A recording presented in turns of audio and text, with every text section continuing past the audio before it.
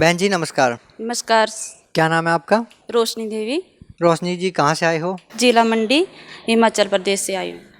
संत रामपाल जी महाराज से नाम दीक्षा लेने से पहले आप क्या भक्ति साधना करते थे? सभी देवी देवताओं करती थी, भक्ति करती थी, लेकिन ज़्यादा मैं शिव को ही मानती थी। शिव जी की बहुत पूजा करती थी, व्रत भी करती थी। बहन जी आप संत रामपाल जी महाराज के सानिध्य में कैसे आए?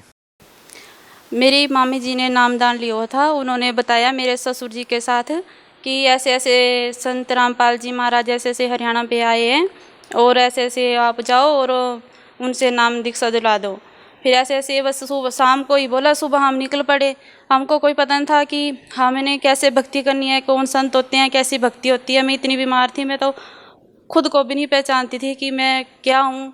और इतनी बीमार पड़ने के बाद हम जब वहाँ गए सतलोक आश्रम में, वहाँ हमने नामदान लिया। नियमों के बारे में वहाँ बोला कि ऐसे ऐसे नियम रखते हैं भाई, आप देख लो रखना है या नहीं, करना है या कर सकते हैं तो नामदान ले लो, नहीं तो ऐसे भक्ति नहीं मिलेगी।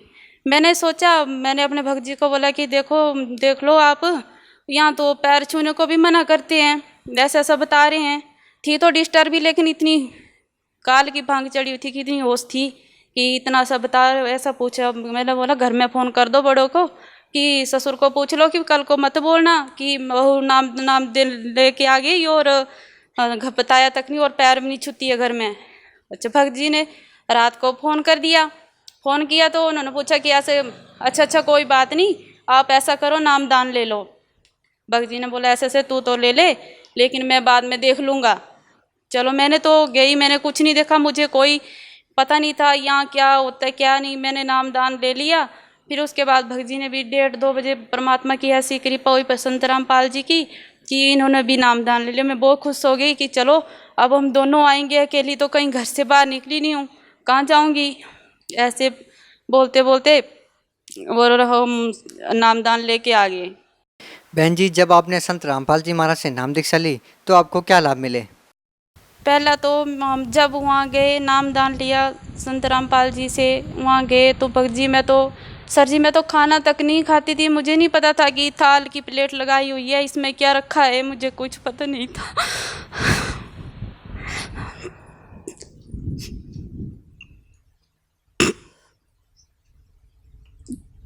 वहाँ जाके मैंने 2 फुलके खा लिए शाम को। फिर हम जो हमारी मामी जी थी वो हमारे साथ में थी, उसने कहा कि बेटा अब आराम करो। हम 9 बजे के करीब वहाँ पहुँचे सत्संग सुनने। जब सत्संग सुना रहे थे गुरु जी, तो मेरे को कुछ पता नहीं चल रहा था कि ये क्या बोल रहे हैं, कैसा सत्संग होता है, क्या भक्ति है, मुझे कुछ पता नहीं था। फिर उसके बाद मामी जी ने बोला कि आप रेस्ट करो और देख लो, बैठने को मन करता तो बैठ लो, सत्संग सुन लो। मैंने सत्संग सुनने तो लगी, लेकिन मेरे को कुछ पता नहीं चला, पता ही नहीं था भक्ति क्या होती है, साधु संत क्या होते हैं, कुछ पता नहीं था। तो उसके बाद जब मैंने मामी को बोला कि मेरे को तो कुछ पता नहीं चल रहा है भाई, आप सुनो, मैं थोड़ी देर लेट जाती हूँ। लेटती मेरे को नींद आ गई। वहाँ मेरे को नींद ही नहीं होती थी रात को। जैसे प्रेत आत्मा आती थी तो मेरे को बहुत तंग करती थी, मेरे को पता नहीं चलता, नींद नहीं आती थी।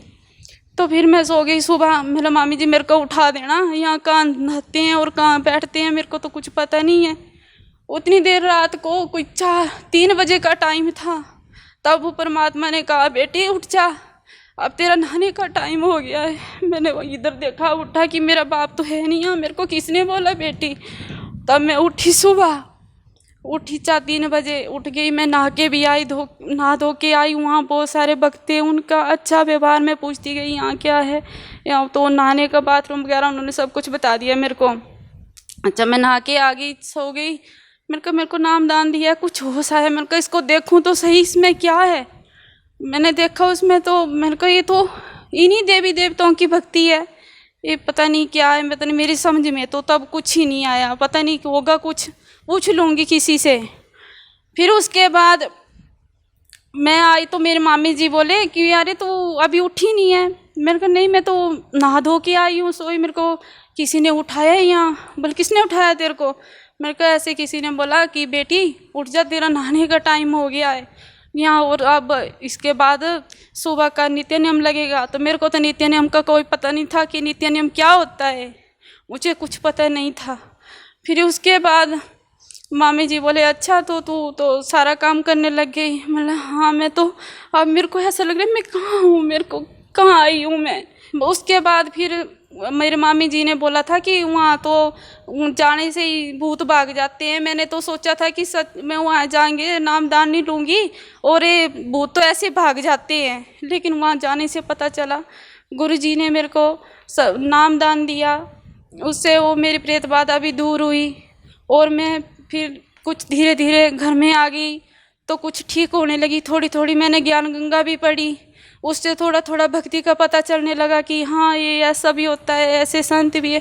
और कबीर परमात्मा को तो ऐसा बताते थे कि कभी हैं गुरु हैं, बताते, पता नहीं था कि भक्ति क्या होती है। तो ब्रह्मा विष्णु महेश, और मैंने सोचा था एक बचपन में ऐसी आशा थी कि तीन बताते हैं ब्रह्मा विष्णु और महेश, तो किसको भगवान बोलते होगे, पता नहीं कौन, ऐसे कोई मान लेती हूँ उसका ही बस ऐसे व्रत करना। बहुत जहाँ जाती मंदिर में जाती बहुत लगन थी, लेकिन ऐसी भी दिल में ऐसा भी था कि कभी गुरु भी बनाऊंगी, लेकिन डरती थी क्योंकि हम लोग गंद बहुत खाते थे, उसी की वजह से हम नहीं आगे जा पाते थे। बहन जी, संत रामपाल जी महाराज अपने श्रद्धालुओं को मांस मिट्टी खाने से मना करते हैं, क्या आप भी मांस मिट्टी का सेवन करते थे? पहले करते थे, हाँ जी। पहले तो मैं कई बार तस्वीर जैसे कैलेंडर लगाए होते थे तो उनसे मैं बातें करती थी कि कृष्ण जी मेरे को मैंने मीट नहीं खाना है, मुझे मीट से छुड़वा दो, मेरे पीछा छुड़वा दो। मुझे ऐसे होता था, अंदर से हवास होता था ऐसा। कई बार मैंने जैसे जब मैं बीमार हुई, मेरे को बोलते हैं खेले आती थी, तो मैं बोलती थी कि मेरे को मीट नहीं खाना, तो भूत बोलता था क्यों नहीं, तुझे खाना है, मैं क्या खाऊंगा, मैं भूखा थोड़ी नहीं रहूँगा। तो ऐसे मैं मेंटल हो गई थी उस टाइम, तो मेरे को पता नहीं चला। और वो मंदिर में जाते थे वहाँ झाड़े फूक लगाने, तो वहाँ कोई 15,000 मांगता था, कोई 20,000, कोई हम कहाँ से लाते हैं। हम तो, मेरा पति टेलर का काम करता है, इतना गुजारा नहीं कर सकते थे हम घर का।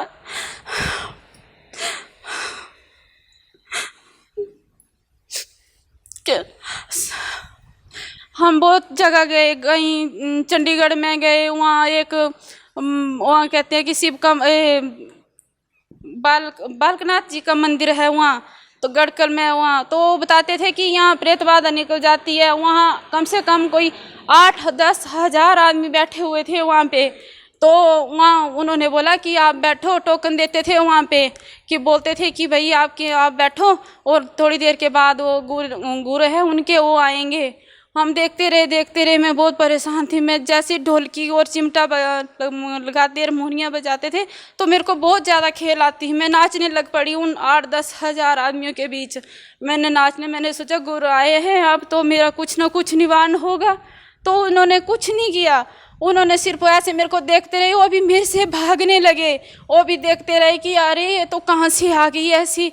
और वो जो उनके पास जाते थे वो भी बोलने लगे कि हम इनको ठीक कर दो, बेचारी बहुत दिनों से परेशान है। तो मेरे को पता नहीं चलता था क्या बोलते, मैं दूसरे आदमी से बोलने से झिझक खाती थी कि मैं कैसे बात करूं, कैसे बोलूं। लेकिन वहाँ तो उन्होंने मेरे को वो देखते देखते वो मेरे से ऐसे आदमियों के ऊपर लेट गया, और नीचे जैसे वहाँ बहुत सारे श्रद्धालु आते, किसी कहते हैं यहाँ बेटा होता है। लेकिन मैंने सोचा शायद मेरे को भी इतना दुख सुख में हो जाएगा थोड़ा बहुत सुख। तो उसने तो भगत जी और ही बोल दिया, उसने कहा कि ये तो इसको ऐसे ऐसे किया मेरे को 2 बार, और फिर कहा ये तो मेंटल हो गई है। मेरे भगत जी से बोला कि इसको तो मेंटल हॉस्पिटल में दिखा दो आप। और इन्होंने बोला ठीक है, तो मेंटल होगी शायद। मैं बहुत दिन से डिस्टर्ब थी, इन्होंने भी सोचा, मैंने भी सोचा शायद क्या पता मेरे दिमाग में टेंशन ही होगी, तो चलो हॉस्पिटल में दिखा लेते हैं। तो मैंने सर जी मैंने वहाँ हॉस्पिटल में, टांडा मेडिकल हॉस्पिटल में मैंने वहाँ भी अपना ट्रीटमेंट करवाया, वहाँ मेंटल की दवाई भी खाई मैंने। तो बहन जी, जैसे कि पहले आप बहुत सारी परेशानियों से घिरे हुए थे, भूत प्रेत की बाधा आपको थी, आप मांस मिट्टी का सेवन भी करते थे, तो क्या संत रामपाल जी महाराज ने आपको कुछ जड़ी बूटी दी या कुछ तंत्र विद्या दी जिससे आपकी सारी परेशानियाँ दूर होगी, आपकी मांस मिट्टी खाना छूट गया? मुझे कोई जड़ी बूटी नहीं दी है, मुझे सिर्फ भक्ति दी है। जो भक्ति नियमानुसार जो गुरुजी बताते हैं, संत रामपाल जी महाराज ने मुझे जो नाम दान दिया है, उसी में ही वचन शक्ति में ही उनकी शक्ति है। मैं उसी का ही जाप करती हूँ और उसी से ही मेरी जो भी सारे दुख थे वो सभी का निवारण हुआ है। बहन जी, ऐसा कहा जाता है कि संत रामपाल जी महाराज से नाम दीक्षा लेने के लिए पैसे देने पड़ते हैं। आपने कितने पैसे दिए? नहीं भक्त जी, ऐसा तो हमारे गुरु जी लेने का नाम नहीं, वो तो खुद देते हैं। ऐसा तो कभी हम 6-7 आदमी जाते हैं, वहाँ कितना देते हैं? ज़्यादा से 100 रुपया दोगे, 200 दोगे, उससे खाना तो नहीं आएगा।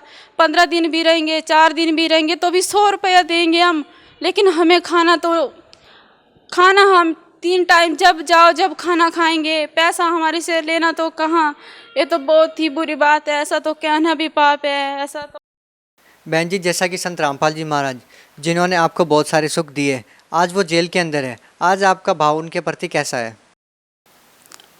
ऐसे ऐसे में तो बहुत ज़्यादा दृढ़ हो गए हैं। ऐसा लगता है कि कब हमारे परमात्मा आए और कब हम दौड़ के उनके पास जाए। हम जाते हैं वहाँ, बैठते हैं धूपों में, तो देखते हैं कहाँ कहाँ एक झलक दिख जाए हमारे परमात्मा की, कहाँ नज़र पड़ जाए और कहाँ हमें। आप भगत समाज को क्या संदेश देना चाहेंगे? मैं भक्त समाज को संदेश तो क्या दूँ, सिर्फ प्रार्थना कर सकती हूँ कि ऐसे संत बार बार नहीं मिलते हैं। ऐसे रामपाल जी महाराज इस धरती में परमात्मा का रूप बनकर यहाँ आए हैं। खास करके मैं अपने माँ बाप को, अपने परिवार को ये संदेश तो क्या दूँ, उनके आगे विनती करती हूँ कि ऐसे संत, ऐसे परमात्मा कभी नहीं आएंगे जो इस कलयुग में आए हैं। उन्हीं से मैं यही प्रार्थना करती हूँ कि वो भी अपना कल्याण करवाएं। बहुत बहुत धन्यवाद जी। साहिब।